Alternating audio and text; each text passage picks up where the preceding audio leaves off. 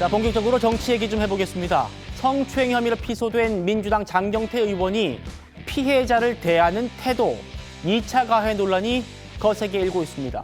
어제 기자회견을 열었는데 피해자와 그 남자친구의 데이트 폭력 사건이다라고 주장하고 때문입니다. 바로 들어보시죠. 추행은 없었습니다. 이 사건은 데이트 폭력 사건입니다. 당시 자리는 화기애애하게 진행되었고 다소 저에게도 불편한 상황들이 있었지만 그러려니 하고 넘어갔습니다. 그러던 중 갑자기 한 남성이 나타나 큰 소리를 지르며 폭력을 행사하기 시작했고 그 자리를 떠났습니다. 그 당시 경찰 출동이 추행이었다면 저는 이미 무조건 조사를 받지 않았겠습니까? 전혀 그런 사실이 없습니다. 고소인은 그 다음날 남자친구의 감금, 폭행 때문에 출근도 못했고 동료들은 고소인을 데이트 폭력 피해자로 걱정했다고 합니다. 이 정황들은 모두 추행과는 관계가 없으며 당시 실제 발생한 사건은 폭행, 도찰, 데이트 폭력이었다는 사실을 보여줍니다. 더불어민주당 장경태 의원의 성폭력에 이은 뻔뻔한 2차 가해가 도를 넘고 있습니다. 추행은 없었다, 데이트 폭력 사건이었다라면서 오히려 자기가 피해자라고 적반하장식 주장을 하기 시작했습니다. 본인이 살고자 무고한 사람을 범죄자로 만드는 작태야말로 파렴치한 2차 가해의 전형입니다. 설 변호사님, 네. 지금 장경태 의원이 답을 해야 하는 건 본인 성추행 의혹이지 않습니까? 네. 그런데 갑자기 데이트 폭력으로 좀 프레임을 전환시키려고 한 거예요? 뭐 일반적인 성범죄자들이 어떤 이 수사가 시작되었을 때 나타내는 전형적인 자세여서 별로 일반론적인 얘기 별로 놀랍지는 않았습니다. 어떤 자신에 대한 자기 부정이죠. 현실 부정을 하는 겁니다. 그리고 기억을 조작하는 겁니다. 스스로. 그럼으로써 그 사건이 없었다라고 지금 스스로는 생각하고 있었을 수도 있고요. 저는 이 많은 것들을 지켜야 하는 국회의원 입장에서는 이러한 문제가 불거졌을 때 아마 그런 부분과 관련해가지고 그렇게 대응을 한 것이라 보이는데, 근데 어제 해명을 듣고 쉽게 납득이 가는 국민들이 있으셨을지 저는 그 부분은 조금 의문입니다. 저는 들었을 때 도무지 이해가 되지는 않았거든요. 네. 본인이 데이트 폭력의 어떤 광범위한 피해자다. 그렇다고 한다면 피해자로서 어떤 옆에 있는 그 남자친구의 피해자를 그냥 놔두고 나왔다는 얘기입니까? 그러면 예를 들어서 그렇게 피해를 입고 있으면 진짜 그 고소인의 주장대로 그런 피해를 입고 있는데 본인은 부적절한 신체 접촉을 해도 된다는 얘기입니까? 그리고 본인에 대해서 어떤 손을 올렸다 이렇게 얘기를 하는데, 그러면 그렇게 손을 올린다 해서 그런 여성은, 술 취한 여성은 부적절한 신체 접촉을 해도 된다는 얘기입니까? 저는 좀 그런 부분에 있어서 장경태 의원 측의 어떤 해명이라고 하는 것들이 쉽게 이해되지 않았습니다. 저는 만약에요, 제가 그냥 변호사로서 말씀드린 건데 어저께와 같은 해명을 수사기관에서 한다고 한다면 씨알도 먹히지 않은 내용들입니다. 수사기관에서는 저걸 묻고 있지 않습니다. 본인이 어떤 추행을 했느냐 안 했느냐를 묻고 있는 것이지 남의 데이트 폭력을 왜 본인이 거기에 나섭니까? 그건 그대로 별도로 처리를 하면 되는 것이고, 그리고 본인이 주장하는 데이트 폭력의 피해자라고 하는 거에 대해서 고소한 여성분은 데이트 폭력은 없었다라고 분명히 밝히고 있는 상황이기 때문에 남의 사건에 대해서 얘기할 필요가 없다고 봅니다. 그렇죠. 고소인은 남자친구로부터 감금되고 폭행당해서 출근도 못했다.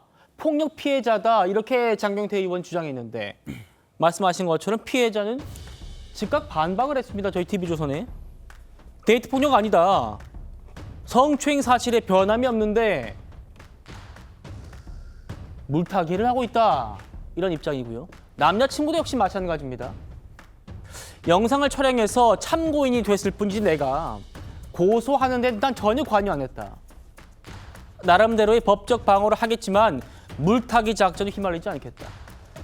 자, 변호사님, 전혀 사실무근이고 지금 장경태 의원이 물타기하고 있다는 게 고소인과 또 남자친구 얘기네요.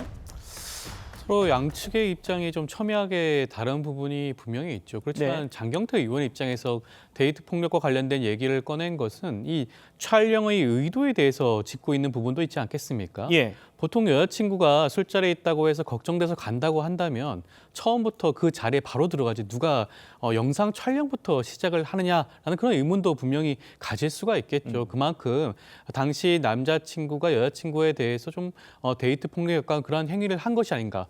그런 우려가 주변에서 있기 때문에 그 부분을 지적한 것으로 보여지고요. 그리고 촬영 영상을 살펴보더라도 장경태 의원이 직접적으로 그 피해 여성에 대해서 그런 불필요한 부적절한 신체 접촉을 하는 장면이 찍혀 있는 것은 아니지 않겠습니까? 오히려 영상을 살펴보게 되면 장 의원이 남성으로부터 목덜미를 잡히는 폭행 행위를 당하고 있어요.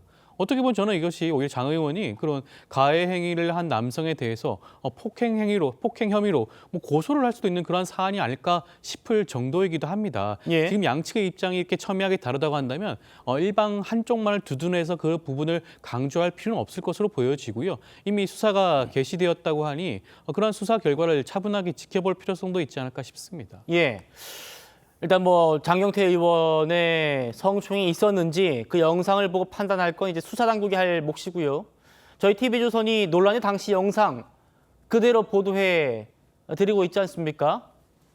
보시죠. 자, 뭔가 이제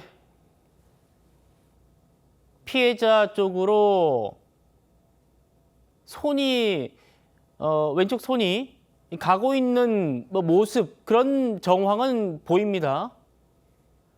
여기에 더해서 피해 여성의 음성도 담겼습니다. 거기에 대해 장 의원 이렇게 반박하고 있습니다.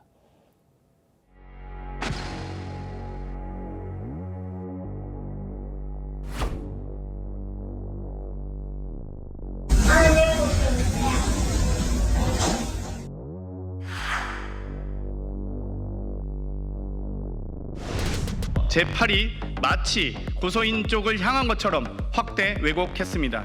오히려 확연히 드러난 것은 고소인이 제 어깨에 손을 올리고 있는 장면입니다. 또 동일한 영상에 음성을 추가해 제대로 들리지도 않고 동작에도 맞지 않으며 고소인의 음성인지조차 확인되지 않은 소리를 악의적으로 편집하여 아니 왜 거기에 라고 단정하고 자막 처리했습니다. 이쯤 되면 이건 보도가 아니라 연출입니다.